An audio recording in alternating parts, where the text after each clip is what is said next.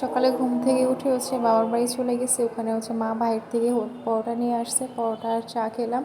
দেন তারপরে হচ্ছে 10টার দিকে হচ্ছে পানির ভাত ছিল, তো আমার অনেক ইচ্ছে ছিল ডালের বড়া খাবো, তো যাই হোক ডালের বড়াতে পানির ভাত খেলাম, তারপরে হচ্ছে চা খেলাম, যেটা আমার খেতেই হবে।